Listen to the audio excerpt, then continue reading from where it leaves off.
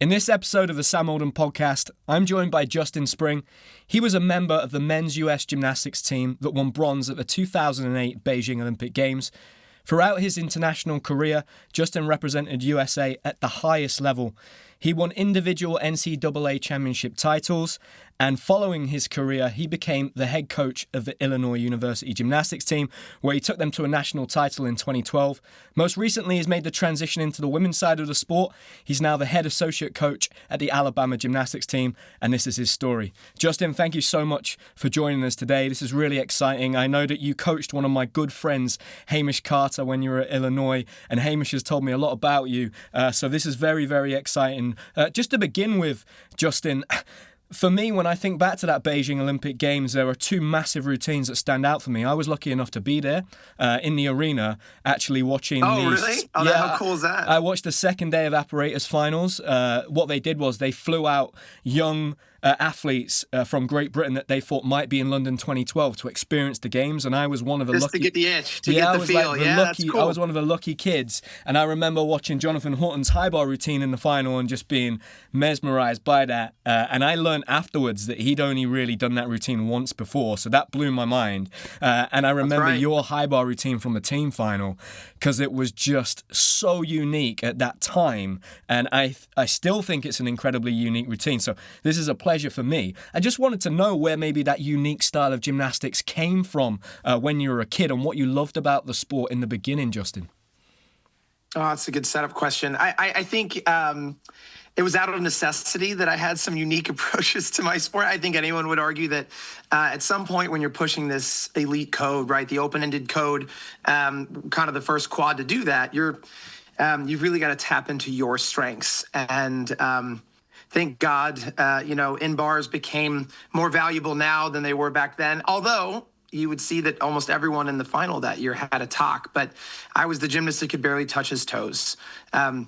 I struggled with back problems, hamstring, like pike flexibility was my nemesis, despite putting an incredible amount of effort and energy into it. But when you're required to have all this balance, having a hamstring, void in your talent in that way would have kind of been really damning in the past. Whereas the new open-ended code, you could really kind of like capitalize on your strengths, right? And so we were going to send some release moves. We're going to send high difficulty, high risk reward.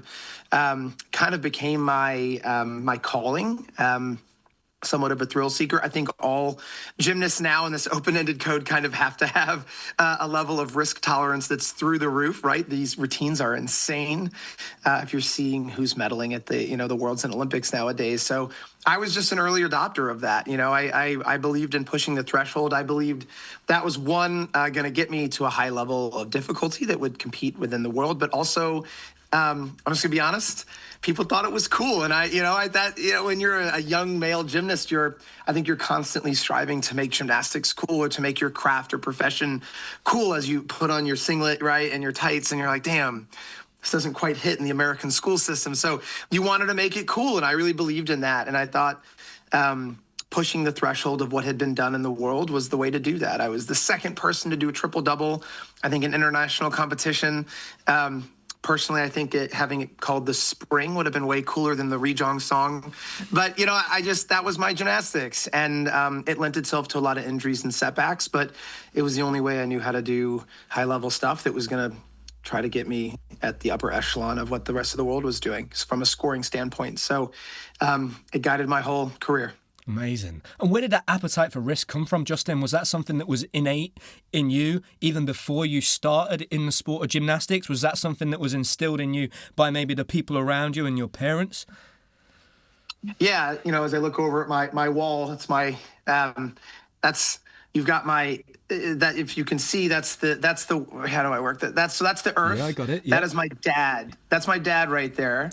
Wow. With the Earth in the background. So he was an astronaut and went up in the shuttle of Atlantis in 1985. And so as cool as that is, I think some of the things he did beforehand were even cooler. He jumped and went off-roading motorcycles. He was literally an experimental test pilot for the Navy for 2 years in his career. He served 2 tours at Vietnam, where he was a helicopter pilot in his second tour in his first year, firstborn air infantry. Like, he did some of the most dangerous, risky things that anyone could ask a human to do in his life. And he would always tell me it was all, doing big things in life was about taking calculated risks.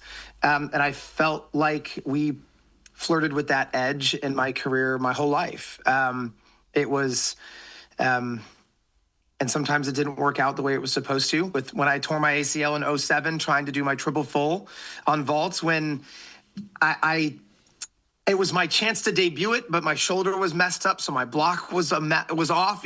But like, my coach goes back and has asked me many times, like, if I'd have told you not to do it in that moment when you've died, I'd have been like, screw off, man. We're sending this thing, right? Like, I think I grew up with that type of full send mentality, and I wish I could say it was something developed, but I remember very early on doing very risky things, building tree houses, looking down on my 2-story house in the woods, like hanging like a monkey with my legs, hammering up boards to build this thing. Like, I've always been somewhat fearless in my approach, whether it was jumping bike ramps or scaling treetops. I channeled that kind of thrill seeking into gymnastics.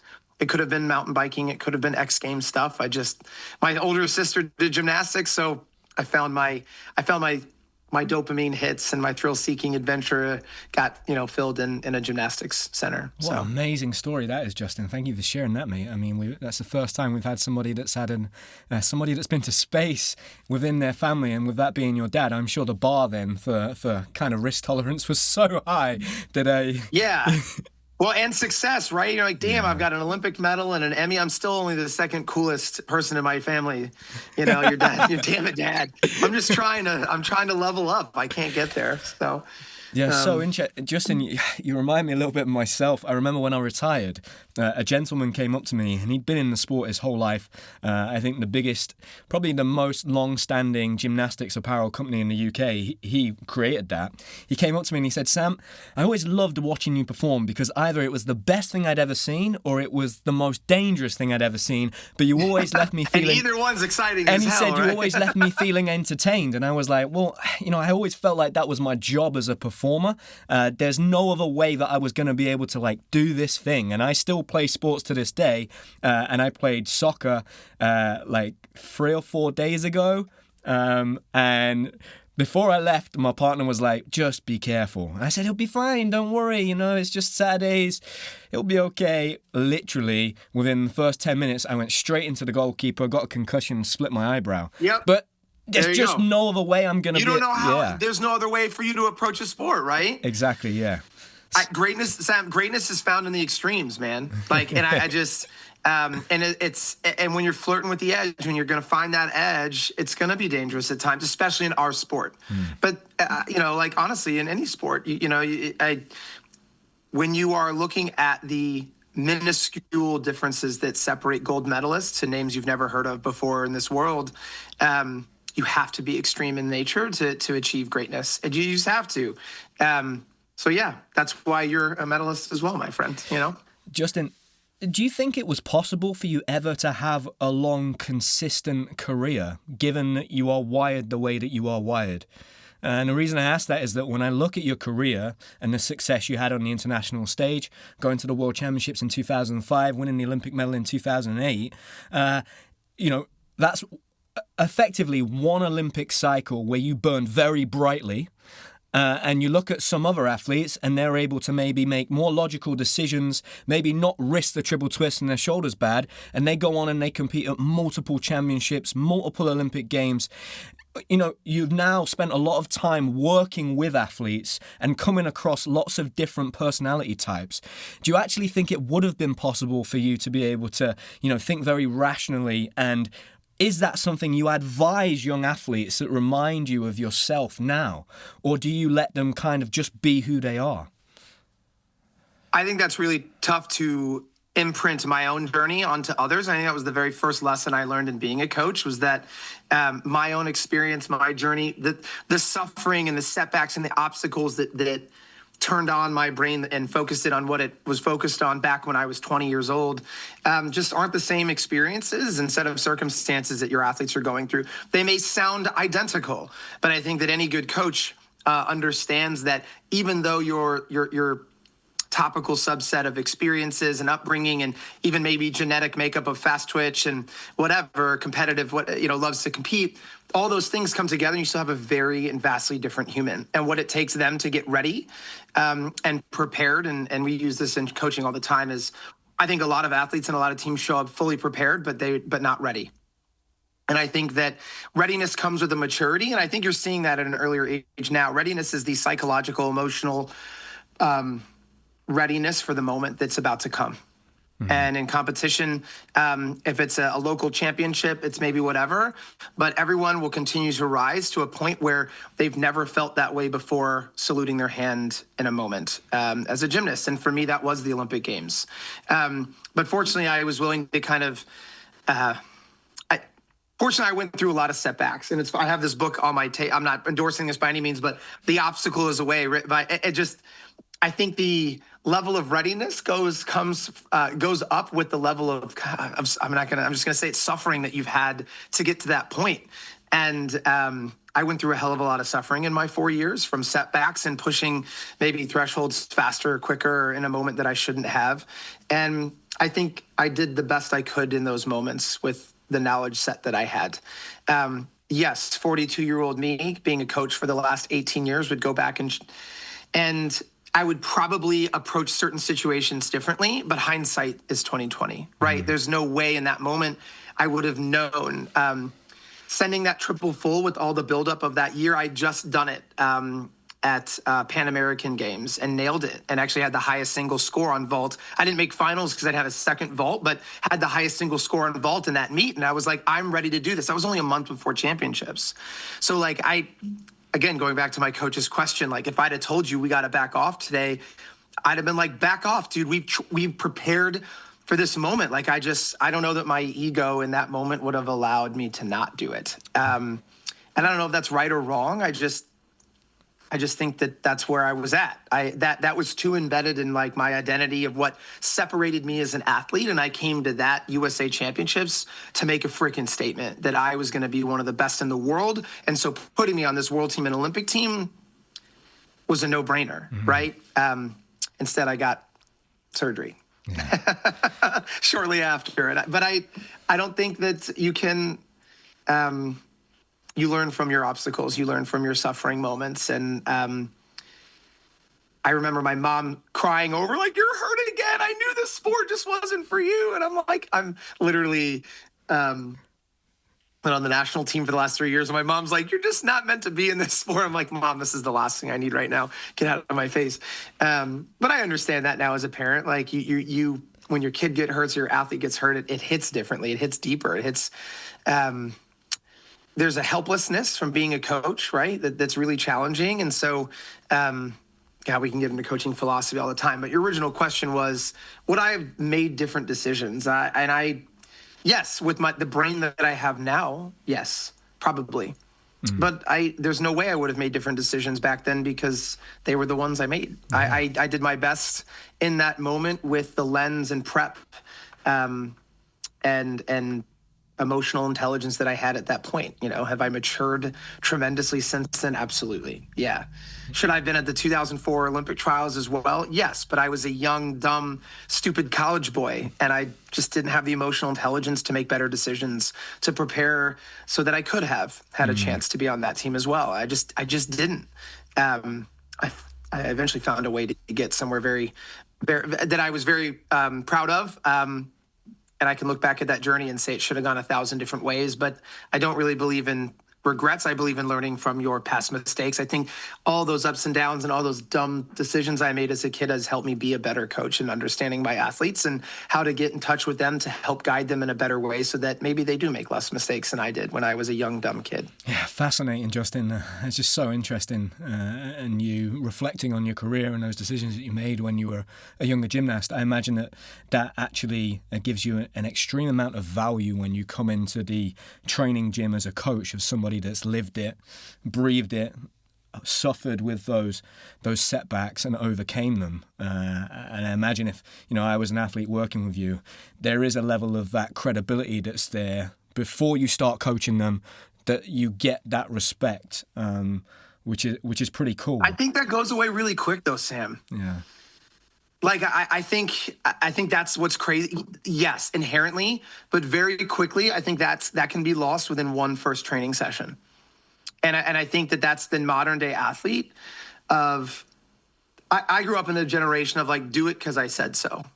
I don't know. You're just behind that. Maybe that was your parenting style. I don't know your family background, but that was the baby boomer generation. It was like, do it because I said so. And you didn't ask why. You just did it. Whereas now I think why is incredibly foundational to fostering a sense of buy-in and commitment in this generation of athlete. And so they need to understand. They need to know. They also need to know that you care before they care about what you say.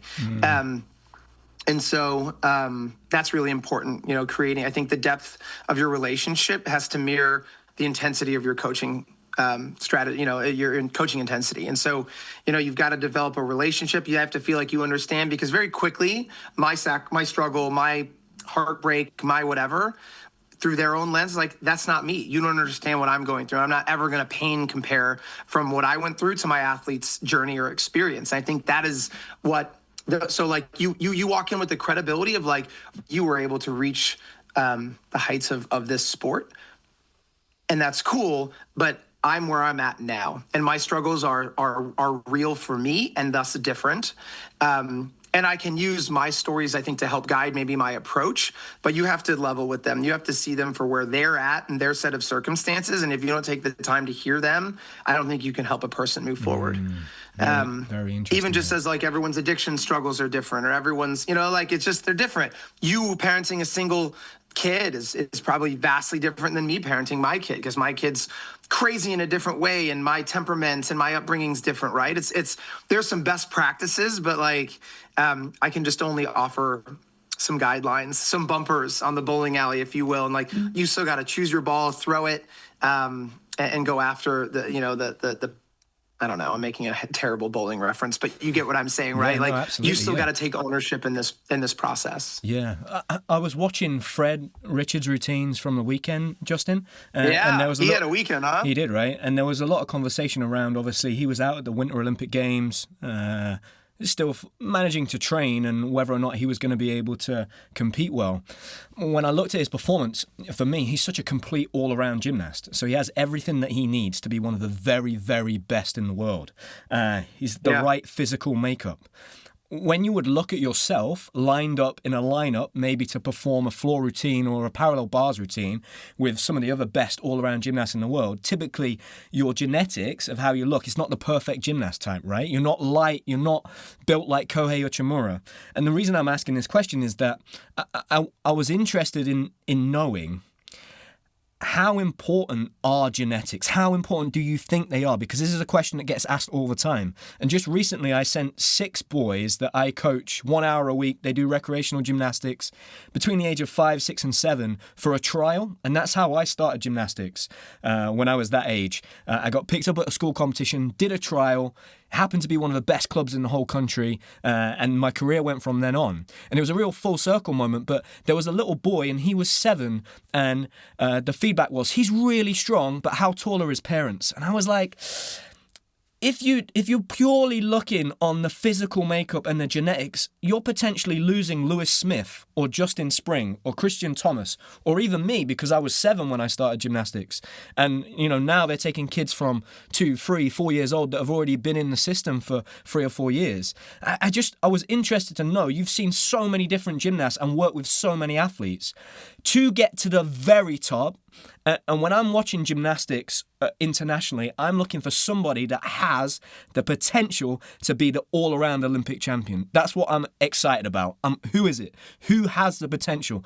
Who's got no weaknesses anywhere? And I just wondered how much of an important role you think genetics does play in making up somebody that can get to that highest of levels. You grew up around Paul Hamm, right? He was an Olympic gold medalist all around. What do you think about that? Because, we don't have lots of conversations with coaches on this podcast, or haven't done to date, and I'd be really interested to know what you think to that. That's a great question. I think, you have to, so when we're talking about genetics, I think a lot of people think of like pure physical and innate talent. And I think that anyone who's coached anyone knows that your stubborn talents end up being kind of like your pain in the ass athletes a little bit. And it's because talent, they always get a second chance, right? Like, because they know that have you ever seen the movie Good Will Hunting? Yep. Yeah, where he's like this phenom, right? Like he's able to solve complex mathematical equations that groups of scientists at MIT, the most profound, or Cambridge, I don't remember the college, but like, and he's just like a janitor, but his brain works in such a way that he's just like, this is easy for me. He's like, you think like, it's embarrassing you guys can't figure this out, but he doesn't give a shit. He doesn't care. And so there's the physical component of like, do you have the quick twitch, the physical wherewithal to hold them all teeth, but also sprint down the vault runway with incredibly, impulsive speed off the table, while also having the flexibility to do stoop ends and in-bar work on high bar. And so, yes, there is a physical combination, I think, that has to be at some level on a scale a prerequisite to being an Olympic champion or a world champion in the sport of gymnastics. Now, the other component is, do you have the psychological, mental fortitude and wherewithal to navigate the mindless, boring, monotonous training that gymnastics requires? The risk tolerance to do a high bar routine at the level that you have to do high bar now with, double twisting, laid out Kovacs and whatnot, and vault, for God's sakes, vault, risking life and limb every single time you run down the vault runway. But then the calmness of a Paul Hamm, the machine-like approach, methodical approach, and precision. And I just like, when you talk about those things, you're like, what type of a freaking human does it take to have all these things? It really is so damn rare when you look at the physical demands of gymnastics. And then the fact that to be an all-around champion, you have to do all this with a mathematical precision in this single moment after 4 years of waiting and anticipation, and then be your best. I mean, and that's what we're talking about, right? As a coach, I'm trying to do that every single year. And as a men's coach, I tried to do that looking at a 4-year plan and prep to get this person to be this level of excellence, converging in this one moment. And that's where it's really insane to think about that. And so, yes, in short, there's absolutely a genetic predisposition that has to be there from a physical standpoint, right? You're not going to take a 300-pound, 6'7" human and get him to be an all-around Olympic gymnast, But if that's his genetic makeup, you could lean him out. But at some point, you can't raise the damn high bar, right? There is physical and physics limitations to our sport. People ask me all the time, like, so gymnastics makes you short? I'm like, no, it's just easier to do gymnastics when you're short. And that'd be the same opposite question of like, I can't believe basketball makes you so tall. Like, well, no, just taller people are better at basketball, right? And that's just the reality of it. So, yeah. And then really I could talk for hours on, I think, what we do as coaches now, once you've got the physical specimen, at least at my range, you're really unlocking full potential to be able to hit your best in the most important moment. Repeated excellence. How do you get your athlete to repeat excellence and not crumble under the pressure and not lose his mind when he's in the month preceding the Worlds or the Olympics to just downward spiral because it's supposed to be perfect and I've trained my whole life for this and I can't freaking do it today and I'm gonna and you've all seen like the temper tantrums. Like, so how do you navigate the long-term training of development to get them ready for a meet, and then in that moment the thing that you've literally put your entire life converging on preparation for this moment, how do you get to that moment and then not have it be the moment? And you can just compete freely and go out and be your best, knowing that this is what you've spent your entire life training for. And so I think that's more of what I'm dealing with on a daily basis. Knowing that right now, like, it's tethered to your identity and financial opportunity and to set me up for the rest of my life. Like, all of that converges to those moments. And damn, that's heavy. Yeah. God, that's so heavy.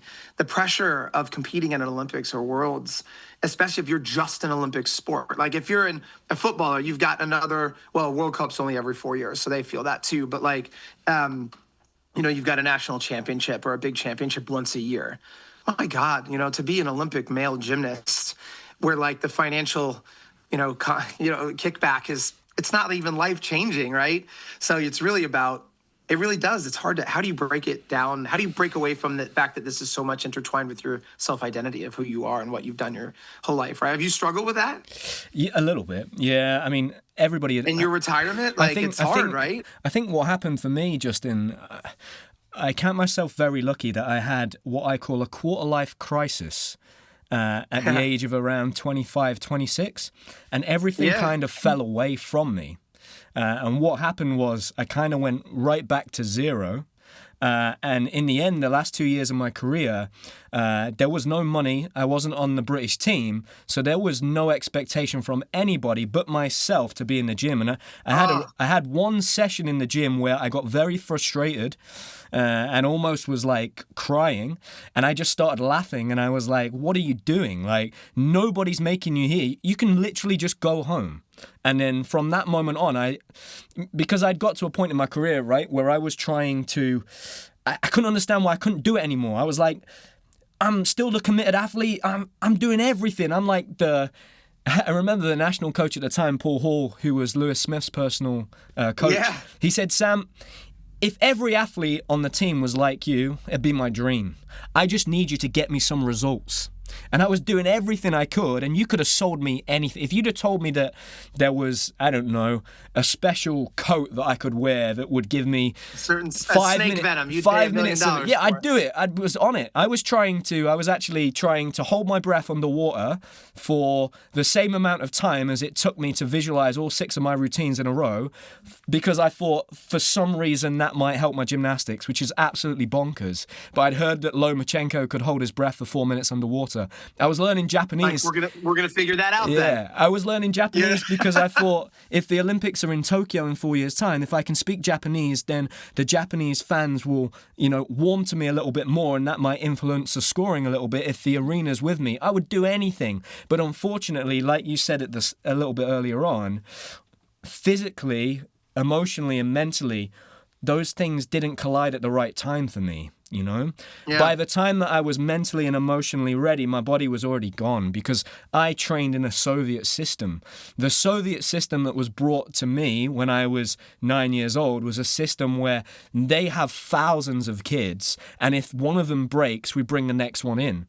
So that system was great when I was a kid, and I could handle that workload and those numbers and the pressure and intensity of that. It wasn't so great once I was in my mid-20s and my body just fell away. That was the USA women's system here for decades. Yeah, exactly. It works. Yeah. But at a devastating cost. Yeah. And effectively, at 25, 26, I was a broken human and I had to rebuild. But what that did give me was the opportunity to transition away before I finished. So it wasn't a clean break. So I started working in schools, coaching. I was actually working for my dad. My dad had a construction company. I would be on the building site at 8 in the morning, and then I'd go train in the evening while I was competing against the guys that were being paid to do it professionally. So that was so humbling, and it was also amazing just for my own. It's exactly what you needed. It's exactly what I needed. Your full human identity wasn't tethered to just your gymnastics outcome. You wanted it, and that's the trick. You have to train like your life depends on it, but then in the moment to be like, I don't need this, right? And you talked about expectation earlier. Our mantra for our program here this year is I expect nothing, but train for everything. Expect nothing, prepare for everything. And like that's so weird when you think about how many expectations and where they come from, how crippling that can be throughout your training days, you're certainly on competition days. And it can be absolutely paralyzing for some. But it certainly is the main reason that people falter in big moments when they shouldn't. It's a compounding expectation somewhere in their life. And oftentimes it comes from that, I need this to prove my own self-worth. And when you start to find self-worth in other things, whether it be as humbling as working hard jobs at a construction company, right? Like it's great. And that's why service is so freaking important, giving back to something outside of yourself, because it gives you a sense of purpose and contribution to something bigger than yourself outside of this, what is honestly, and let's be honest, we've all been through this, is like a ruthlessly selfish pursuit. Yeah, absolutely. Training for an Olympics it just has to be. It is. It's selfish. It's selfish, right? Because it requires so much of your life, your heart, your body, your mind. Yeah. I'll still randomly tell my wife, who was my girlfriend at the time, of like, Thanks for sticking through that time with me. That was incredibly one-sided. And now my life as a coach isn't much better, to be honest, because as a coach, it's very selfless, because training to be the best is selfish, right? And so that's the dynamic, right, of these relationships. And so, but it's awesome. I do love what I do, and it gets to unlock people's full potential and see them go out and be great. And you can transform the human in that process. That's where you're going to see an athlete that can stand out there with the least amount of expectation and hitting those big moments. And so, again, that's what I get to do every day, and that's really, really challenging and complicated. Yeah, it's amazing, mate. Yeah, I remember being there in the gym, and I used to say to myself towards the end, like, this means everything and nothing all at the same time.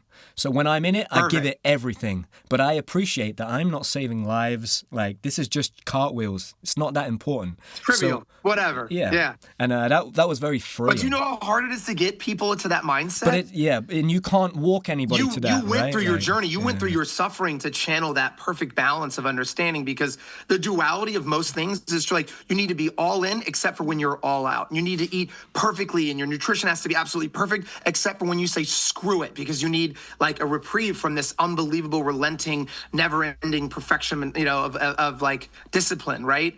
And so I think that's what people need to realize is greatness is found at the extreme, but it's not a blend. It's the extremes compartmentalized. And that's why I think because that's what's so challenging about the sport. It's like you never give up, and it's never enough, and there is no light at the end of the tunnel. More is always better, except for when you have to completely step away for a day or even 48 hours to let your mind and body recover so you can get back in to that level of investment. It's not half-assing your way through all these things. Half-assing doesn't get you anywhere. It is truly greatness in the extremes, but understanding that balance for you, whether it's training, recovery, family balance, social life dynamics, like, you have to figure that out for yourself. And that's where the athlete having ownership is so critical. And my recipe for what worked for me won't work for Sam and won't work for my athletes now, because it's a different world. They grew up glued and tethered to these things. I'm the weird generation that grew up with a cord phone in my house and and had to adopt cell phones along the way. And so, like, making TikTok dances and feeling filling my cup of feeling valued through likes through Instagram is like, that's my nightmare. I got a 10-year-old daughter. I'm freaking out about this stuff. And how do I create a balance in this, knowing that now in this world that's tethered literally to careers. People are making tens of millions of dollars, billions of dollars, right? If you're Mr. Beast, my God, producing content on a screen. So, like, it's a messy world. As a coach and as a dad, it's another era of trying to figure it out, the right blend. And we're going to go back a little bit to your gymnastics, Justin, but I've got one more question I'd like to ask you that's kind of related to coaching. And I remember one of my good friends, he's going to be a groomsman at my wedding. He's the head coach of the gymnastics club where I grew up. And he has a kid that he is pretty unbelievable. In terms of talent, he's got all of the things that we spoke about. And I remember in the beginning, he was very, very scared of not being where he needed to be to handle his talent. And I said to him, because I had not long read Mike Tyson's biography, and I said, when Mike Tyson's coach found Mike Tyson, he was in his 70s already, at the end of his life. You don't get to choose when that gymnast or that athlete walks through the door. All you can do is give them the best of what you have at that moment. Have you ever had an experience, you've been coaching for 18 years, where you've come across somebody and you're like, I feel like this athlete is maybe a generational talent. And if so, how do you handle that? And if not, have you seen other people in that situation? And how have you seen that played out? What are your thoughts on that? I guess that's a two-part question. Have I ever had a generational talent walk through my door? Yeah, somebody that's walked through your doors and you thought, look, there's some star quality there. There's something there that you can't, it's not even tangible. I can't measure that. Yes, probably a handful of times. Do I wish I had the experience I had now as a coach then? Yeah. Just like as an athlete, I wish I had a little bit better head on my shoulders and would have made some smarter decisions. I think that the journey of those athletes has made me a better coach, made me more tolerant and less tolerant of certain things, right, throughout my coaching career, and what I allow, what I don't allow, the conversations, my approach. They've all taught me probably, hopefully, as much as I taught them. I don't know. What was the second part of the question? So yes. Have you ever seen that, Justin? Have you seen that? And the second part of that question was more of if you hadn't felt like you'd come across that generational talent that walked through your doors, and then it was your responsibility. Because I imagine as a coach, like the weight of responsibility of trying to give that athlete their best when you know that they have the potential to get to the highest level.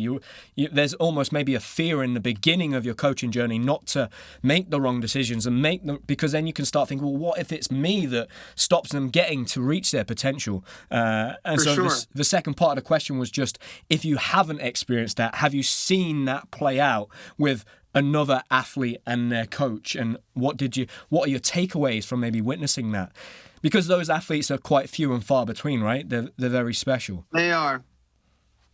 But I think that's dangerous to feel as though like the burden solely like rests on your shoulders. And maybe it was easier for me. I had a staff, right? I was a head coach of a university and had 2 other support coaches.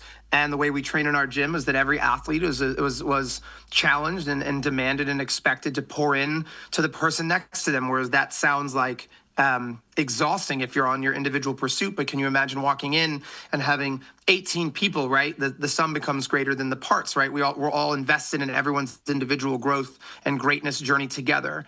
And so I think that we shared that burden. Yes, now as the head coach, I realize that all things flow to the top, and I'm the ultimate decision maker of my program and the way that we did certain things with certain athletes. And yeah, the burden there is tremendous. I had 3 athletes in the 2012 Olympic trials, and honestly still feel like we probably should have maybe at least had one on that team. I could go back and each one of those is a book in my brain about what happened, why they didn't excel or, get to their greatest level. And largely in part, it was never due to the physical, right? Like, again, it was you knew the genetics, the physical ability was always there. It's, can they get the level of routines with the difficulty that is competitive and hit at the times that matter most? And so with that, you're again going back to the recurring theme of like, as a coach, that's really your ultimate responsibility, is can you get them to endure the monotony of high level training so that excellence can be repeated at the moments that matter the most. And that's where I feel like I've grown probably the most. And that almost was an Achilles heel because I was a good competitor, or felt like I was. It's ironic. I look back and I'm like, man, I kind of ate it often. I messed up a lot. Now in some of the bigger moments maybe was my best, but getting there was always a challenge. And so I think that almost hinders you. I think that's why sometimes some of the best athletes are not great coaches, because you're how dare you ever say this, but it's like, you just do it, like, why can't you do it? You just do it, because that's what you did. It was easy for you, right? Like at Coleman on high bar was really easy for me. Like once I had it when I was 15, I missed probably less than 1% for the final 5 years of my career. It was like a giant for me. Like I didn't mess it up. Whereas like some people worked on consistency of a Kovacs or a Coleman their whole damn career. Simultaneously, like I couldn't do an endo on high bar to save my damn life. And so we all have strengths and weaknesses, but I think that like psychological, emotional readiness, and one of my favorite ways I've heard it described, Sam, is the 3 recipes for excellence. And this is in a book called Inner Excellence. And I use it constantly. It's been like my Bible of coaching for the last 2 years, really. You need belief, focus, and freedom. All exemplary performances need belief, focus, and freedom. And so belief is that identity that you can do it. The focus is like literally just the psychological ability to focus on the complex task at hand and do your job in the arena, in the space that you have to do it. And the freedom is really what I would argue we probably work on the most, which is, how do I get this human to raise her hand, at the NCAA championship, what feels like their Olympic Games, and be able to compete freely, big and bold, and do their best gymnastics. That's where coaching becomes really, really muddy and really difficult and really challenging, but really exciting. Yeah. What did you learn, Justin, from your first experience at the World Championships in 2005, from being in and amongst those great gymnasts? You know, I think back to that when I was a kid. That was one of my prized possessions, that all-around final there at that World Championships, because I knew every judge, I knew every score that every judge gave to meter on every one of his routines, because I was just obsessed with him at that time. And that had come off the back of Athens, and you alluded to feeling like maybe you should have been in contention there and doing the Olympic trials to get to Athens. Maybe what motivation did that give you going into that World Championships in 2005? Yeah, I think everyone in their career has like kind of that moment that some, and it should never be this, but sometimes it takes, you know, for all the investment, effort, and work, you finally get a little taste of an outcome that shows you that this is possible. This can really happen. You are at that level, and that just, I think, solidifies your, that it's going to work. It's or at least that there's the opportunity for it to work. And honestly, that 05 it was my first national team truly that I finally made. And actually, they threw me on.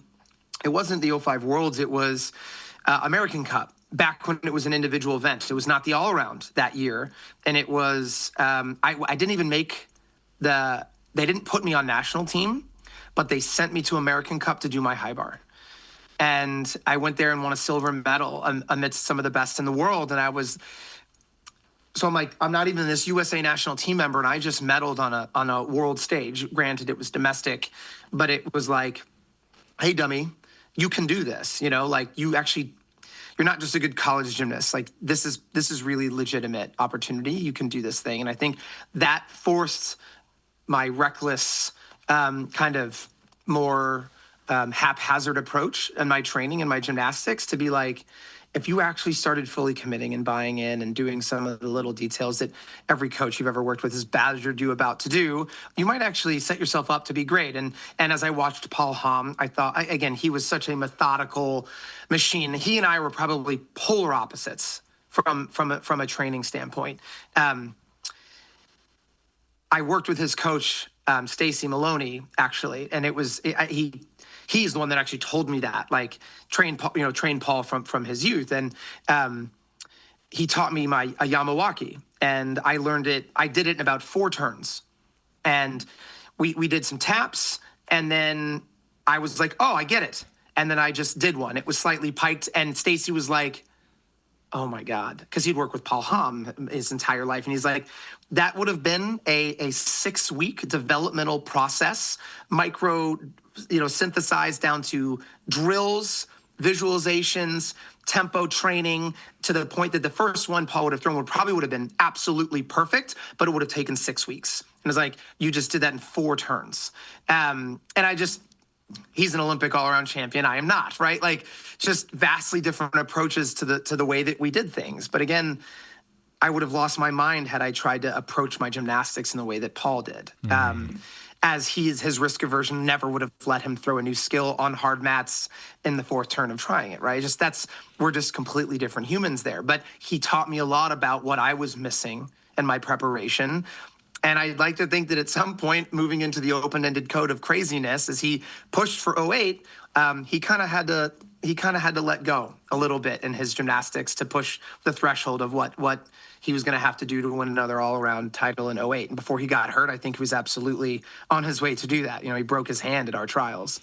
So, yeah, I learned a lot from him. Yeah, amazing. Yeah, I always feel like the gymnastics community, or I don't know why I took this personally, but I just wanted to see him go against Yang Wei. I just really wanted to see it, who would come out on top, sure. You know, and that would have been great to have seen that. But for me as a kid, I think there was a little part of him that knew injured that if he was healthy, that would have been what a slugfest. Yeah. It would have been.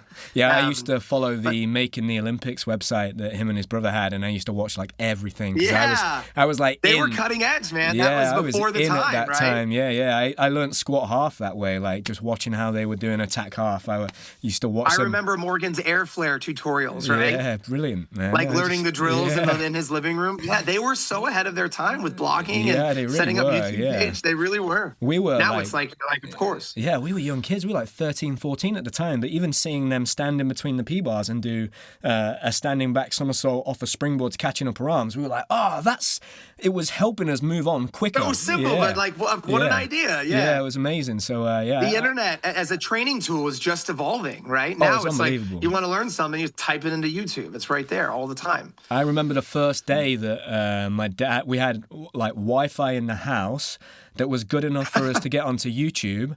And Yes, those are the days. the first video that I watched was the men's team final in Athens in 15 parts. And it was like 4 minutes each section. You could barely see it. Yep. But I was like, oh my God, it was like getting access to the toy shop. It was unbelievable. And that certainly influenced my... All of a sudden, I wasn't solely relying on my coach, Sergey, saying, yes, you're ready. And this Your is breadth what of gymnastics knowledge is out there. blew up. Yeah, it just Yes. blew up, you know? So that But was... I think that's a real reason why our sports lost its damn mind, right? Like the second that you like scrape the threshold of just extreme, it's on the internet, and then everyone else. It's the 4-minute mile concept. I don't know if you've heard this, but like It was unattainable. And in the first year, it finally happened. Like 7 others did it that same year because that's the power of belief, right? Of like of being proven that it can be done. And so now YouTube, the internet, is constantly showing people that it can be done. So the second you catch a double twisting Kovacs, some idiot 15-year-old's like, I can do that too. And then he does it. And you're like, damn, there's your standard. Every freaking year going higher and higher and higher. And now we have a sport. And this is what's so vastly different about gymnastics than any other sport. It's like you're constantly refining the same 7 skills in football, in basketball, in running, right? It's just running whereas like gymnastics, we are inventing new ways to do death-defying stuff. And there's been a little bit of that with like technological advances in floor and foam, but like, my God, you look at what won an Olympic medal on an event. I love the vault comparison, right? Go back just 20 years ago. And what they're doing now is absolutely mind-boggling. And like, I just no other sport I don't think has that level up mentality to push the threshold of human capability. It is so cool, but to some level, I think that's where we've lost fans. Gymnastics 25 years ago, a very physically talented human could probably do like a back full in his backyard. Right, you see American football players, or even like the soccer players, whatever. They can do like a round off like back layout. You know, you give like the kid like some training, like he could probably twist a full if he's crazy talented. That wasn't far past Olympic level gymnastics 30, 40 years ago. Maybe I gotta get my timeline straight. But you know what I mean? Like it was still tangible. Sense, yeah. It was still, you could conceptualize doing that. Or now you watch a triple double on floor and you're like, The guy on the TV says that was crazy, but I don't even know what I just saw. I think still this day, double layouts, I think, capture the minds of the layman fan more than anything. It's simple, it's tangible, they understand it, and it's beautiful. A double layout hits like nothing else. Triple double, they're like, I don't even know what I just saw. I don't know. The guy said that was hard, whatever. Now as a gymnast, I'm like, that's insane. But I think that's why, in a lot of ways, we've lost our audience. They don't know what the hell's happening out there. Yeah, I always argued that the worst thing we ever did was get rid of the perfect 10. It was just stupid because it was simple. It was our unique selling point, right? Everybody could understand that, regardless of however difficult the gymnastics got. 2004, we still had a 10, and Ri Jong Song did his triple double on floor. You could still, as a fan, right? I don't know what that move was, but he got a 9.8, so I know that's not as good as a 9.9. And as soon as damn near perfect. Yeah. It was like a knee-jerk reaction to Nemov's routine, and there should have been more thinking. For me, I was like, You lost the crowd's ability to understand and thus invest in the moment. Like, it's very rare now that it's almost impossible a casual fan can come in to a gymnastics meet, watch it, and have an idea if it was good or bad. If they fall with the extremes, right, it's easy. But, like, if you hit a routine versus a routine that has 2 more points of difficulty, you're like, well, why did he score so much better than him? I don't know what the hell's going on. I'm out. Whereas that pushing to the 10, the 9.9 or the 10.0 was like the goal moment. It was like scoring a goal. It was the 3-pointer, right? It was the whole arena knew that was an epic moment. And thus you could foster a collective celebratory moment, whereas we've lost that now. Do you think that's People don't know what a Do you think that's one of the key reasons why the women's college system is so successful, Justin? I do.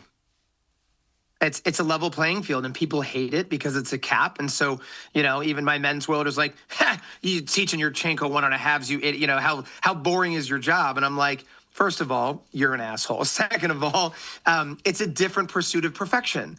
The men's elite world that I came from was physical warfare. It was the FIG elite code. It was the never-ending physical approach of just like, can I survive the hardest difficulty routine?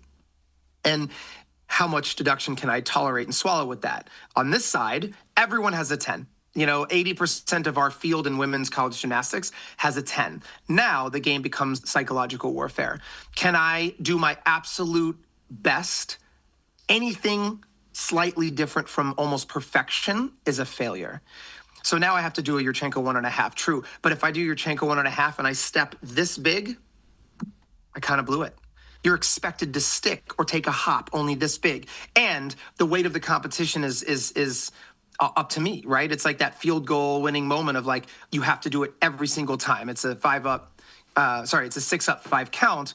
But like you could kind of like eat shit in your high bar routine as long as you didn't fall like 2 times and have 2.8 in deduction, on your elite high bar routine. You can still put up like a decent score and like the meet goes on, right? Like you can tolerate so many more mistakes. Whereas in our 10 world, it is the razor thin margin of demanding absolute perfection. That is a completely different kind of hard in the world that I'm dealing with. It's much more cerebral. And it's a lot more risk averse. You have to be perfect. And that's preparing an athlete that has to walk into an environment where you have to be perfect is brutal. That's really, really hard. So it's like if I asked you to like go do a cause half, right? You competed at a 2.5 or a cause 1.5, right? But you had to do it perfect and stick it every time at an Olympic championship, right? It's just different. You could do it, but can you do it 5 times out of 5? Yeah, it becomes a different game, and knowing that right? it's a completely different game, and it's incredibly challenging and difficult for very different reasons. Yeah. And so that's been a huge paradigm shift in my world, right? Of looking at how much more invincible you have to feel going in to not just survive your routines, but to feel, again, that's that belief, freedom, and focus of like, how do we get our team to feel absolutely free to send their biggest, best gymnastics and that it's perfect. And it's a show. People love the show element of our sport, of our world.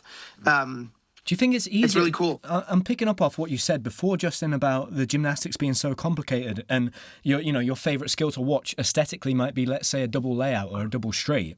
Is it easier to promote the sport of women's college gymnastics because the difficulty isn't as high? So the buy-in from the athletes is that, right, I'm not having to do such complex mental maths to do this such high level of gymnastics. I've got more brain energy to make TikToks and for the cameramen to catch the perfect shot so it looks absolutely beautiful aesthetically. Does that make sense? Because straight away I'm thinking, if me and Sam go into the gym... gymnastics, you're just trying not to die, right? At some level. Like literally, you're saying a prayer at the end of the vault runway, like doing a 3.5 double pike half out. Like, you're out of your mind. Your hand slips and you're like, this could be the last vault I ever do. Whereas like now at the back of the runway, it's like, I can do this vault half comatose, half asleep, with the flu, sick. But it's like, can I do it at the biggest, most important moment, the biggest flared way, and with the showmanship of a Cirque du Soleil show? And in doing that, every audience member knows this starts from a 10, just like almost every other routine does. And so they have an understanding of where that scoring should lie. And so they have so much more investment and understanding in what they're watching. At the end of a routine, oftentimes in the NCAA, you'll hear an audience chant, 10, 10, 10. I dare you to have a 14.8 chant at the World Championships, right? Like, you're never going to, it's laughable, right? They don't know. They don't know. They don't have that level of awareness and conviction that my dream is that in Olympic Games again, they stand up and boo the judges for what was that Namos routine, right? Like, that was beautiful. That the audience felt so convicted and felt they understood the moment so well that the judges got this wrong.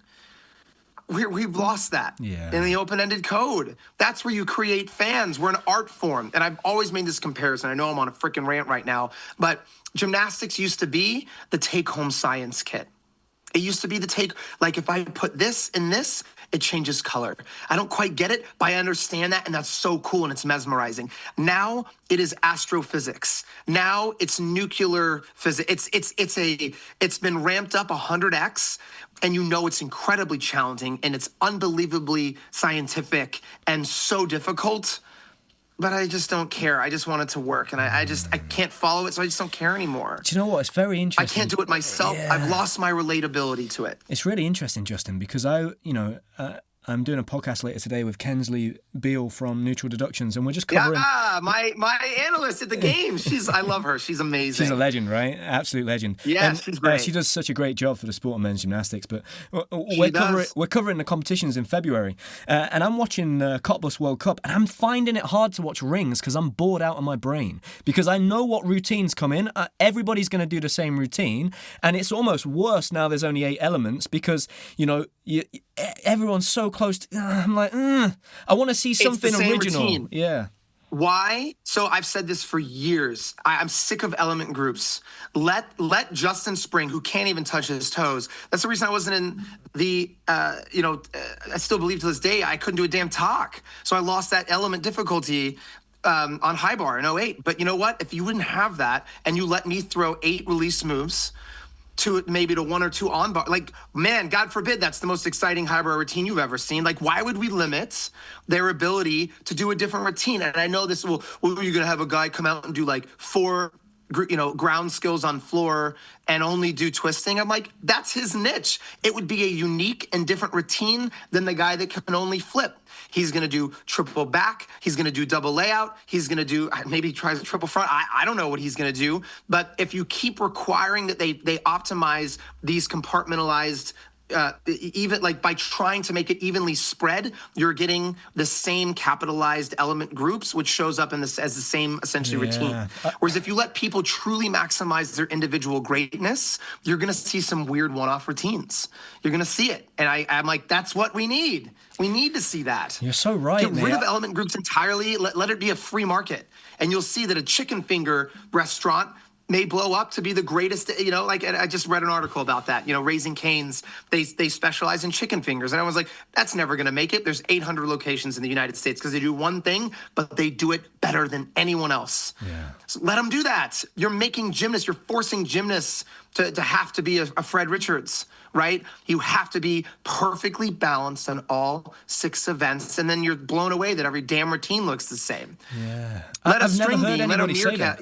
Yeah, I've actually never heard anybody propose that, and that's such an interesting idea and concept because, again, I'm watching the parallel bars final. They're just the same routines, and they're going to end every damn because time. Everybody finds the path of least resistance, so they're just going to all keep doing the set. By the time you get to the Olympic Games, the more constraints you have, it forces you down that path to find the path of least resistance that then is this narrow. Whereas you blow up your mandates and just say all the skills are worth what they're worth. And then I, as a twister, who's completely inflexible but off the wall and can figure this weird-ass skill out, like, you're going to see it show up. But if you force me to minimize, they're trying to micromanage, and micromanage doesn't work.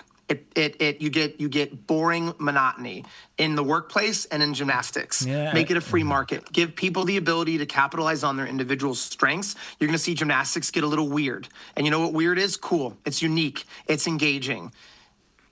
Yeah, I 18 years of the same boring shit. Yeah. I just think it's ridiculous. Yeah, I absolutely agree, mate. And then what you end up with is people that push back, like Fred, or maybe somebody in the UK like trying to break the mold of like Jake, this. Stop making me conform. Back. Yeah, put me in a box. Very interesting, mate. Can I ask you a little bit, Justin, about maybe what you learned from? Were you at the World Championships in 2006, Justin?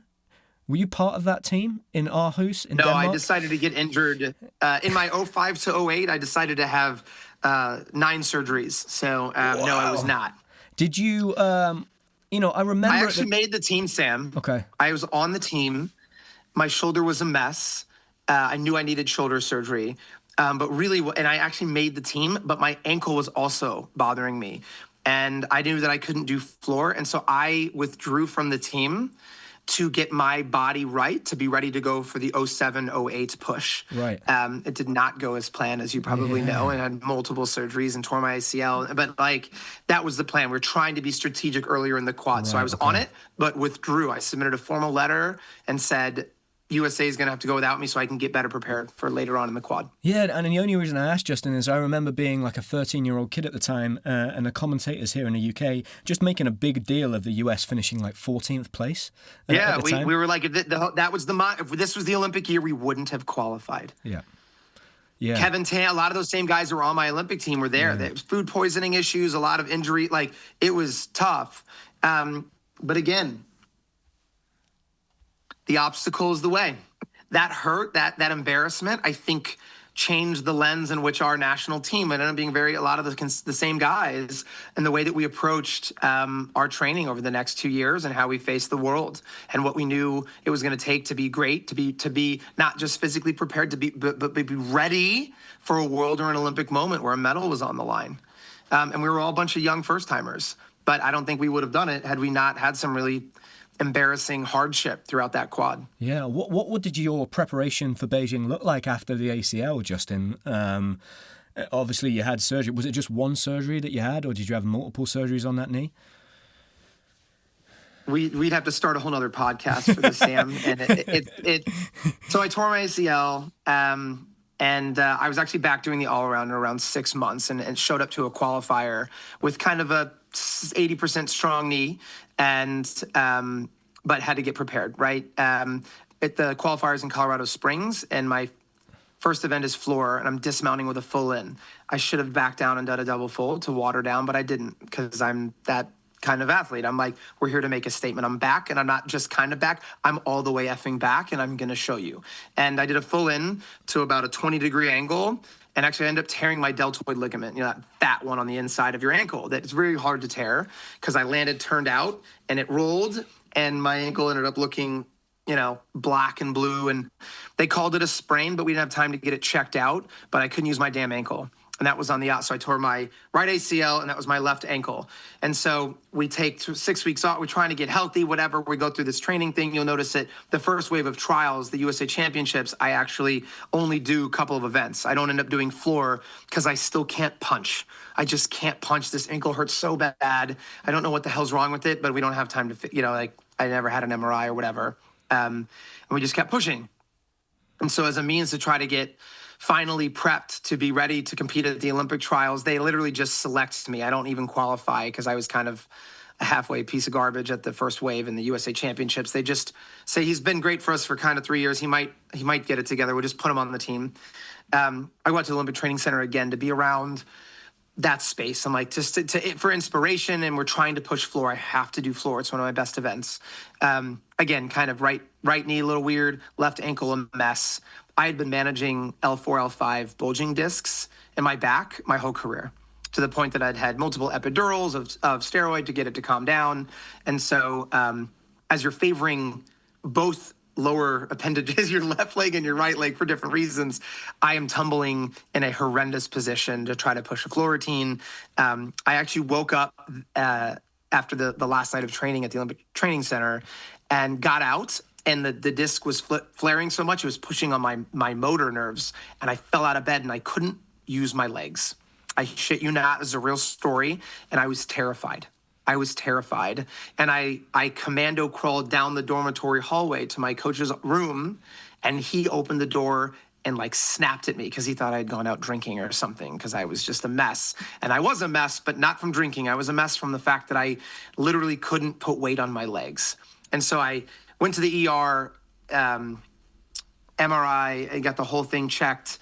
And the doctor there didn't have any of my history. And she's like, your back is an absolute mess. And gymnastics is probably not smart for you to do. And I'm like, whatever, lady, get me out of here. I go back and work with the physicians at the Olympic Training Center. They just get me on a ton of drugs. And essentially, I sit on muscle relaxers and anti-inflammatories for about 7 days, stretch out on Monday, and then leave for the Olympic trials on Tuesday. Wow. And so, and that's what's crazy. So if you look at my first floor routine at the Olympic trials, I dismount with a janky double full, but that's the first full floor routine I'd ever done since that qualifier, like 4 months earlier, 5 months earlier. And my coach runs up and gives me a hug, and people don't understand the gravity of that moment. Like for me, that's my Olympic moment. Yeah, we won a medal, but like that singular moment was like, that was an ACL recovery and 8 months of the hardest journey of my entire life in that moment. And no one knew that. They just thought I did a pretty good floor routine with a really shitty dismount that had a 3/10 hop on a double full, but I had never been able to put a full floor routine together. And it was adrenaline, and it was just equity, sweat equity, and pain and suffering through trying to come back when everyone was like, this kid's never going to be healthy for an important moment in his career ever again. And I was, for a very, very short 2-month window, to make an Olympic team and contribute to a team medal. And it was wild. It's out of this world.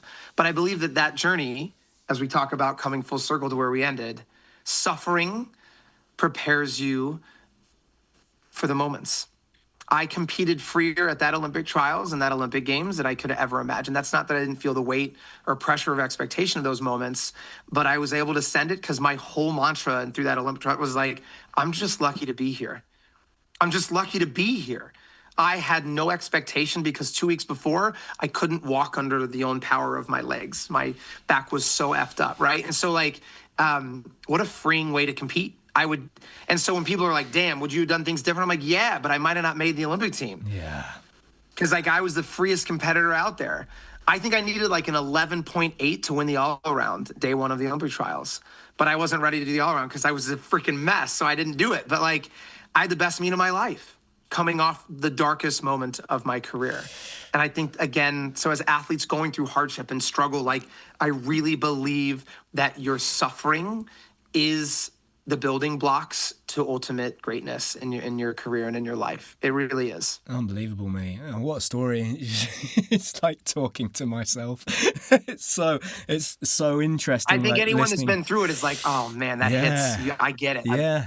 I remember sitting in a lay-by on the side of the motorway, and what I used to do was in the 6 months in the build-up to the Rio Olympics, after I obliterated every ligament in my ankle. So that deltoid ligament, I snapped it clean off.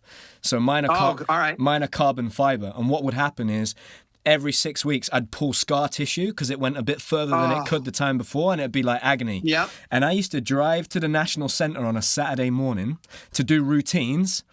No one was there. I told nobody. No one understands a deltoid pain and morning floor routines. Oh, mate. And what I used to do was I used to go on the Saturday because Sergey, my coach, was the national coach, and he used to visit other gyms. I'd drive on my own 2 hours. I'd turn the lights on, and I'd do full 6 pieces with no coach in the gym on my own. If I hit my head, nobody was going to find me till Monday. Yep. And then I'd drive back that's home. Incredibly dangerous. And on a Monday, Sergey would be like, "How was training on Saturday?" And I was like, "It's a pretty good session. Did 5 for 6 routines." And I'm doing it on my own. It was crazy. And that's crazy. And one time I did a floor routine and pulled the scar tissue, and drove back and sat in a lay-by. Spoke to Sergey on the phone. Was like, "Shit, I don't know what we're gonna do because my ankle's fucked." And we designed a new floor routine, and I won floor at the Olympic trials in 2016. And we just designed, but it just that little glimmer of but it could be possible. That for me was what got me to those trials in 2016, 2 years later, and within one place of being on the team.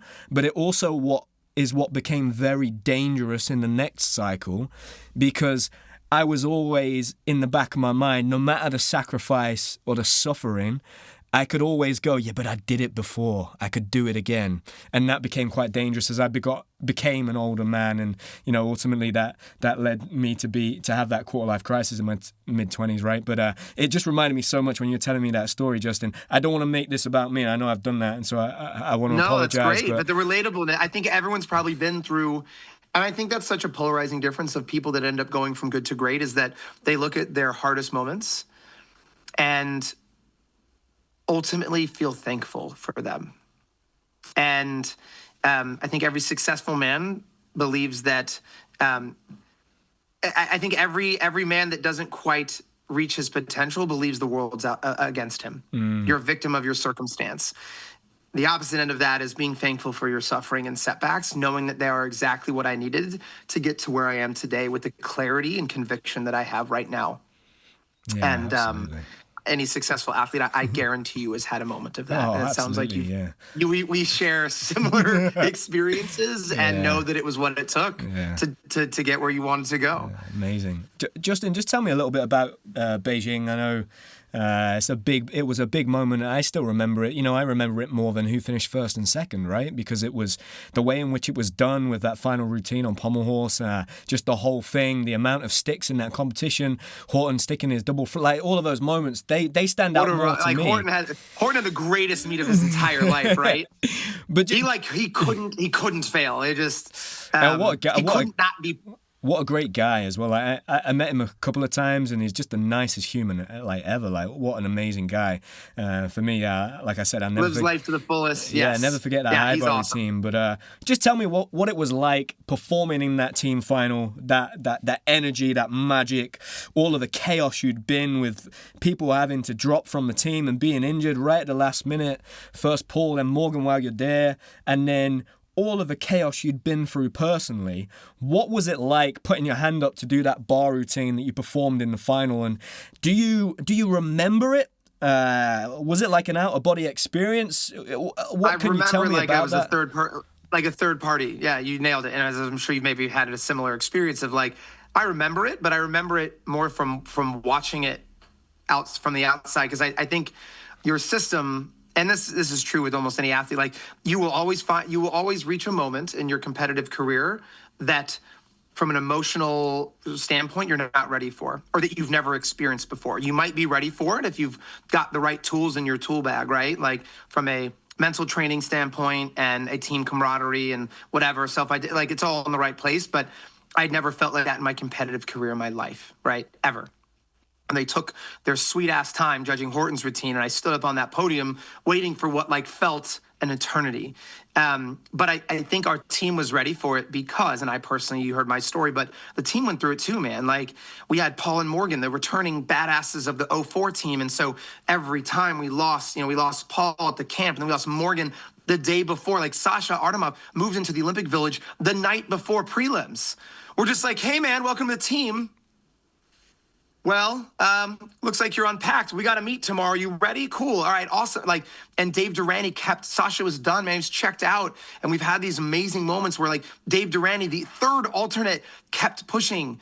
We wouldn't have a medal if it wasn't for Dave Durante. We wouldn't have a medal if it wasn't for Sasha Artemov. We wouldn't have a medal for any of those guys, because every one of their stories and that hurt and the change and the dynamic set our team up to walk into that arena and team finals to feel like the absolute underdog. Everyone in the world counted us out, and everyone in the world said this team can't do shit. They're not going to make team finals, and a medal contending team is a joke. So the expectation was removed. Thank you, world, for counting us out. That's the power of an underdog mentality.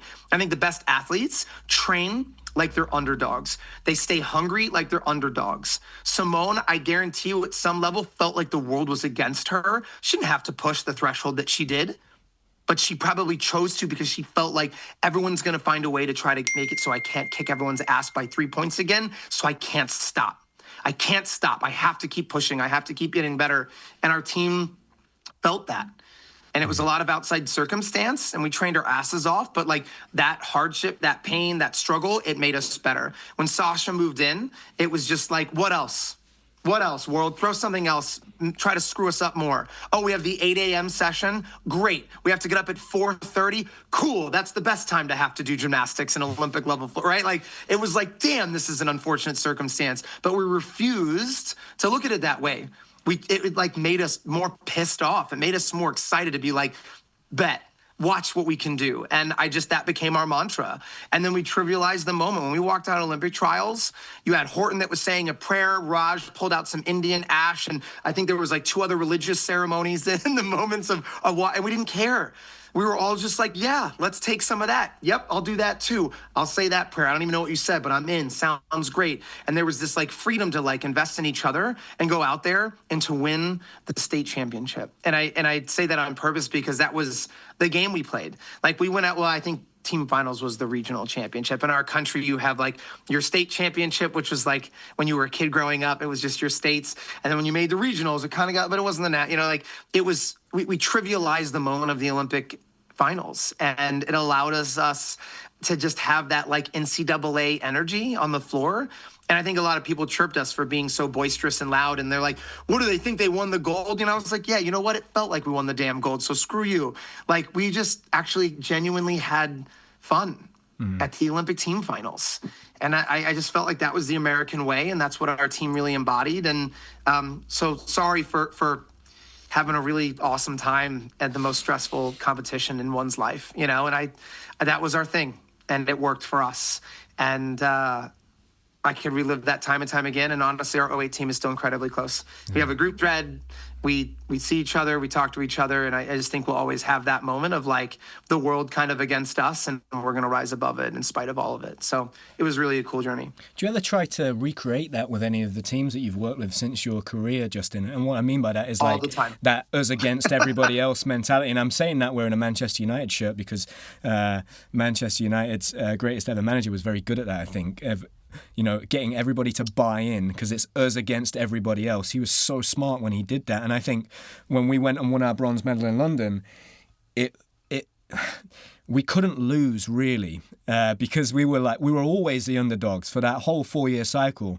It was always the first time and so there was never going to really be a situation where people said, oh, they underperformed, because we were always outperforming ourselves. I think 4 years later then it was... You expected nothing but prepared for everything. And we were all bought in. And what was amazing about that was that all of the gymnasts that were left at home, and even the coaches of all of the clubs afterwards were like thanking us, like, because they felt they'd never thought Great Britain would ever do that. They were like, thank you so much. I'd never thought I'd see that in my life. And during that time, I always felt when I wasn't on the team, like I was part of the team's success, which was an incredible feeling. And I'm sure that's probably what you guys felt like then. And it feels like the US team feels like that again, which for me as a British guy that is invested in the British team doing well, that for me, it makes you guys very dangerous. I don't like that because I'm like, it's going to be very hard to beat a united team when maybe we are at times competing against 5 individuals.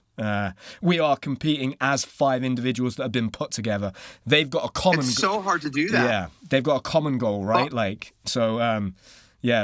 interesting. I think that's the hardest part about a national team is that you go from being like, one of these guys is going to take my spot to then instantly like, my enemy is now my teammate. Yeah. And to break down that wall, and we do that with that on NCAA team every day. Like, we're the best when everyone is pushing everyone for lineup. But the reality of that is that someone may take your opportunity to compete because they're better than you. Mm-hmm. And so how do you maintain that camaraderie and that team first mentality? And that's where like you have to shed ego. You have to get them to believe and buy into the team as a whole is more important than my own individual pursuits. And like, that's really hard to do. That's really, really hard to do. We're constantly trying to recreate that. I think the recipe that is the most challenging is ownership. And it's one of our pillars of our program here. I think when you talk about being motivated towards something, I believe there's 3 ingredients to motivation. It's choice, connection, and competence. And so choice is that ownership piece of like, so you have to be connected to the team or the mission. The competence is like the ability, the knowledge to know how to get it done. But then there's the one thing that a lot of, I think, business operators or coaches take away, and this is certainly true when you're training young individuals, it's the choice piece. It's the fact that it's the element that I have a say in how this plays out, a choice in my routines, a choice in my regimen, because and even though they may not choose correctly all the time, when you start to have ownership and choice in your process, it starts to consume you. That's when it becomes a life mission. That's when you get an athlete that shows up and does a 1-on-6 by himself on a Saturday morning. If you never had choice, you would have been like, I'm just going to wait for my coach to tell me what to do. You could have never had a practice like that, right? You were able to have ownership, and there's nothing more powerful than when you own your journey. It's the difference between renting an apartment and treating it like shit and like, not my problem, I don't own it, versus owning it, or maybe borrowing a car versus your own car. You take care of it in a very different way, right? You scratch the door dents, as the oil's low, like, I don't care, right? But when it's your car, you take care of that baby. It's yours. It matters more. You treat it better. There's an unbelievable difference of investment. And so that's the power of, if you want people motivated towards their cause, their journey, you have to give them choice, which is essentially giving them ownership in their journey and their process. And as a coach, that can be really challenging sometimes, because you have to let them make mistakes. And you don't want them to make mistakes. You don't want them to make the big mistakes. And so that finding that perfect balance is the hardest, I think, part of being a coach today's world, especially in college when you're dealing with adolescents. I had 18 to 22-year-old boys. We're not the brightest at that age, especially in college, away from mom and dad, right? We're going to maybe lean into some really bad habits. And so I had to try to be a father figure for 20 guys. And there's just not enough time in the world for that, right? But that ownership piece is heavy. And so I think that's what we're able to have in our 08 journey. And we constantly try to give our team the reins to develop that, because when you get a team that does, they take it and buy into it, they're going to be unstoppable. They're going to be great in those really hard moments. I've just got a couple more questions, Justin. I think the first one, just for somebody that will be a lifelong, just a real fan of high bar, right? When you performed a bar routine to the best of your ability, what did it feel like? I like asking. That's the one apparatus I feel that I got the deepest on, and when I've spent time with Fabian Hambuchen, and when I sit and I talk to him, the words he uses are rhythm and timing and flow, and they're not like tangible words. It's not something that you can measure really. Couldn't agree more. It's like a feeling. When you would perform maybe the bar routine in Beijing, you said it was like an out of body experience, but what were you aiming for when you performed a high bar routine, and what was your mindset going into it? I remember when Sergey would lift me up onto the bar, the last thing I would say to myself, which actually was like a line out of the second Top Gun film, after I used to say this to myself, it was, don't think, just do. That's because I can get in my own way a little bit with high bar and performing at times, but when I just trusted my ability and just let it happen, it was always when I performed the best. What was that like for you, performing a high bar routine?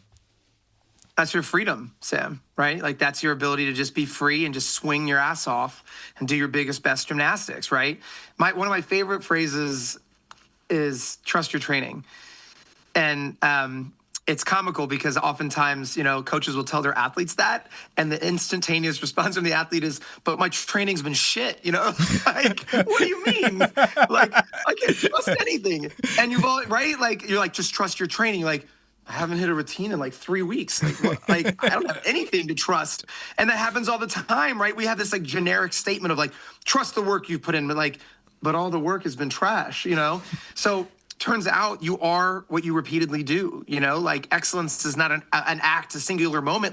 It has to be repeated. You're looking for repeatable excellence. And so to be able to trust your training, you had to kind of train at that consistent high level a lot. And so those that do that can trust their training, and then you can really trust it and send it and be free. And so I think that's the catch-all, right? You've got to do the work at the consistent level to be able to trust your training, first of all. And so I had, right?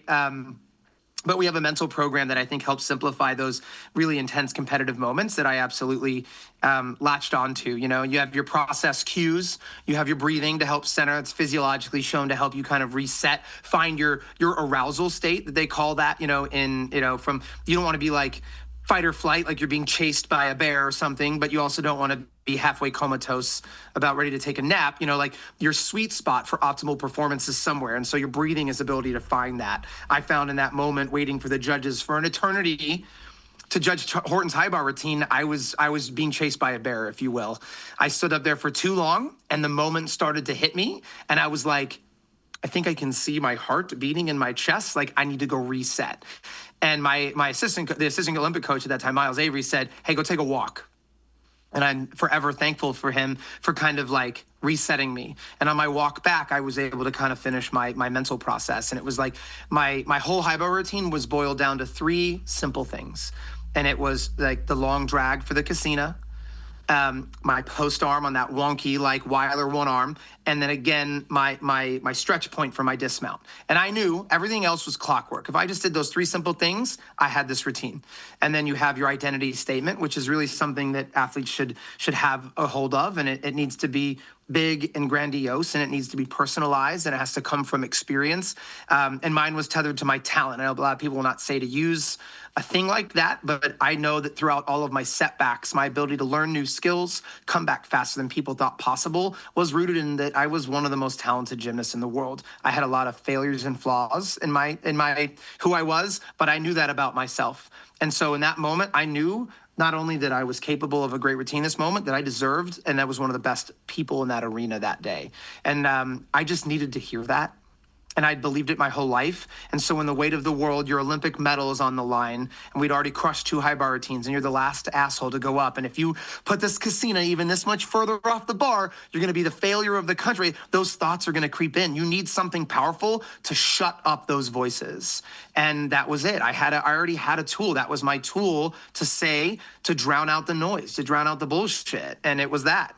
I was like, I got to go and do 3 simple things, and you're one of the most talented gymnasts in the world, and this is your moment, And I forget exactly what it was, but the talent component was there. And so that gave me the ego boost to be like, time to send a free-flowing high bar routine. And it was more about rhythm. And I looked back on the side footage. I actually have personal footage that shows the high bar routine from the side. I can hear why there was gasps. I mean, that casino was like this. Right? Like I was maybe a half an inch off from being on my ass. I didn't feel that. I was just swinging my ass off. I was just doing the biggest high bar routine I could do in the biggest moment. I was just kind of having fun. I was scared shitless, but I was just full send. And that's all I remember. And honestly, I think I came to with the stick, and then you're like, oh, damn, there it is. And you look back and your team's like erupting and, but I think those are the great performance. Like everyone talks like that, you call it the zone, right? Your flow state was popular with this generation.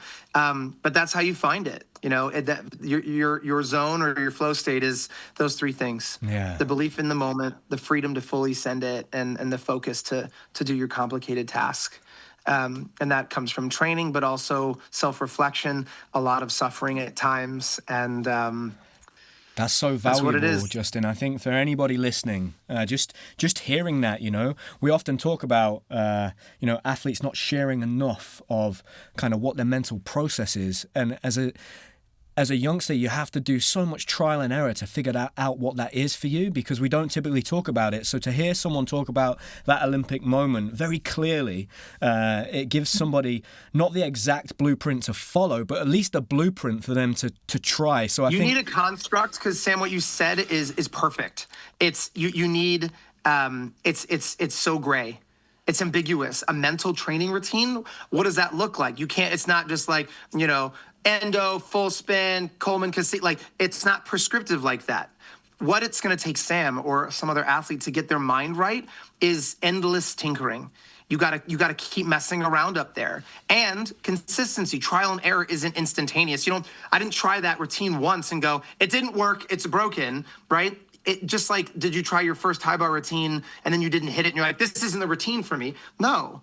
You probably failed 20, 30 times before you finally got through it once, and then perfecting it took 100 times. A mental training routine is the same shit, guys. It's going to take 10, 20, 30 times before it starts to feel right, and then another 100 to 500 before it's the tool that's powerful enough to set you up to hit at a world championships, trials, whatever your moment is, to be powerful enough to do that. And so consistency over time, just like a normal damn routine. You'd never throw a skill away after you didn't learn it the first time and it wasn't perfect. Your mental training is the same. And kids get scared of that vagueness. And it's because it's like, is this right? I don't know. Maybe. Is it in the right direction?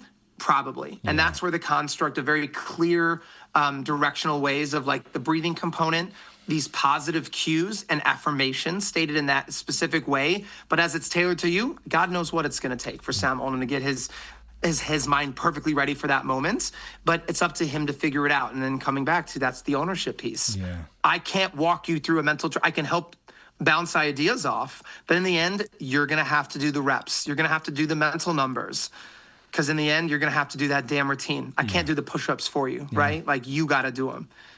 Yeah, and that's probably the hardest thing, about being a coach. You can't do the routine for the athlete. They have to do the routine, right? I can block out time, and you can think about your girlfriend for 30 minutes when you're doing your mental training. Well, shame on you. What an opportunity you missed. And we used to do that. We used to block out time, and you can tell some guys were locked the hell in, and other guys were like, this is dumb, it doesn't work, And if you don't think it works, you're right. It won't work for you. Yeah. If you do think it works, science has your back. It does work, but you get out of it what you put into it. And that is true for almost all things in life. Your investment is directly correlated to what you get out of it, absolutely. Yeah, Justin, when you tell me that story of your routine there and then obviously that Olympic final, I can't help but think of one of my favourite quotes in sport, which is play to win, don't play not to lose. And so many people play not to lose in those big moments. And it's so hard to get there, though. Probably the hardest thing to do ever, right? But it comes from that freedom and that fearlessness. And I think the athletes that are able to achieve that the most times are the ones that are not competing against anybody else. They're just competing against themselves. They're playing a different game. They're probably the greatest in the world. They are. You're right. I remember competing with... Our brains are programmed to fixate on problems and risk management. They are. I mean, that is rooted in our thousands of years ago to have risk aversion. And sports is the ultimate test of that. Of these moments are finite, singular, and you have everything to lose here. So the ones that can completely invert that are the best in the world. They're able to have that. And that's a mind game. That's readiness. Everyone shows up to Worlds and Olympics prepared. Yeah. Not everyone's ready for the moment. Absolutely. Just to finish off, just in the last thing, what can men's gymnastics learn from women's gymnastics? You've made that transition into women's college gymnastics, and we're forever spending our time, having the same old question. Okay, what can men's gymnastics do to get a bigger profile? Why are we losing so many men's college teams? What is it that men's gymnastics can stop? And maybe at times stop being so arrogant that, you've come from men's gymnastics, right? There are a large proportion of people that think, that sport's not hard. They only do 4 pieces. The skills aren't as difficult. I think that arrogance is actually holding us back from stopping and going, actually, what are they doing? Because they take the lion's share of the spectators that watch the sport, that follow the sport, the money, the sponsors. You look at the American women's team, a lot of those guys retire as millionaires. What is it that we can learn from the women's sport? And you sit in a really unique position. And I think we all do as men's gymnasts, because it's one of the only sports where the women take the lion's share. So what is it that we could learn from the women's sport, you think, that would help the sport grow and we could bring in a few more eyeballs and fans and spectators to the sport of men's gymnastics? 2 things, because I get asked this a lot. 2 things. Simplify, simplify, simplify. Number 1, men's gymnastics is the most cumbersome sport you got. You're trying to cram a 3-hour show into a 2-hour time slot for television. People don't have 3 hours of their life. If they're obsessed with it, maybe they do. But it's rare. If you want a heavy hitting thing and you're trying to catch viral following, make it simple, easy, digestible, simple barrier to entry from a doing it standpoint. My kid had a practice on Wednesday in soccer and played a game on Saturday. That's as simple as it gets. Kick the ball into that goal. Go. Kids love it. People follow it by the millions. Gymnastics. Here, you're going to start this developmental training. You're going to go through about 3 years of development, strength basics, and monotonous, cumbersome bullshit. And then you might have your first meet in 2 to 3 years. What kid's signing up for that? Their attention span's not longer than 10 seconds. So gymnastics, so women's like easier, simplified 4 event, like it's the right formula. And then the 10 cap in the NCAA world is even more simplified. It draws in more people. They have an opinion. So we've gone further away from the simplification of our sport. And it's more cumbersome, more difficult to understand. It's bigger. I mean, to start a gym, what does it take? You just need like $400,000 worth of equipment, a 10,000 square foot facility that stands alone by itself that can't be used by any other sport because you've got in-ground pits, cabling systems, spotting belts, mats everywhere. You know, like you look at wrestling, you just got to fold a mat up in the corner. You can put that shit anywhere. Wrestling programs have gone through the roof in the NCAA system. They use everyone else's weight room and you need a mat. So like, it's not just a men's to women's dynamic, it's a little bit of what we are, right? And so you've got to simplify it all around. We've done the opposite. We've overcomplicated it. Going back to 8 skills is the best thing they ever did. Honestly, I've got some crazy ideas. Like I think you need to bring back rope climb as a speed contest. Vault should be for height and distance, not flips and tricks. You know, like it's just that type of stuff. You can get a 35-year-old in shape guy, be like, I can haul ass over that table and get 30 feet. Let's go. But can I do a cos 3.5? Jesus, I don't even know what the hell you're talking about, right? So simplify to attract the masses. And I know we don't like that because inherently that's what is beautiful about it. It's niche, it's unique, but it's where niche and unique doesn't attract the masses, right? You need easily adaptable. If you want viral following, what's popular, be able to pick up a soccer ball and play in an alleyway. That's why soccer remains the greatest sport in the world. You need a ball. You can play anywhere with a trash can, a doorway, anything. You can play one-on-one. You can play by yourself. It's simplified at its finest. It's beautiful. Second, it's a show. And I think for the longest time we fought that a sporting event isn't a show. My favorite thing ever. Have you ever heard of the Savannah Bananas? No. Look it up after this podcast.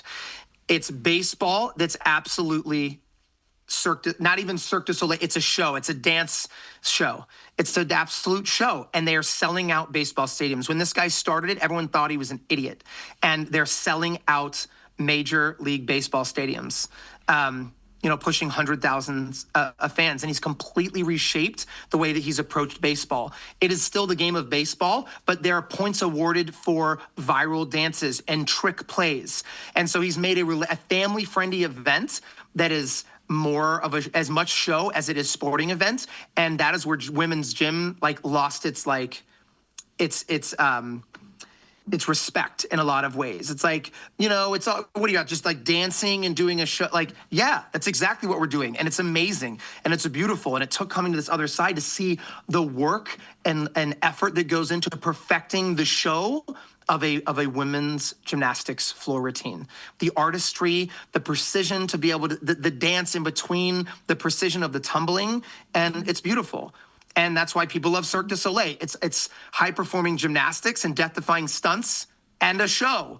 And guess what? It's popular everywhere. So, I don't know why it can't coexist. And Savannah Bananas took baseball, a hyper adrenaline-fueled, masculine sport of baseball, and made it into a viral dancing, Broadway show. Amazing. And it's taking off. And I think it's the greatest example that gymnastics absolutely has to get back to its roots of what it kind of was in the 80s. It was a more simplified show of testing the human element. And that's what people loved.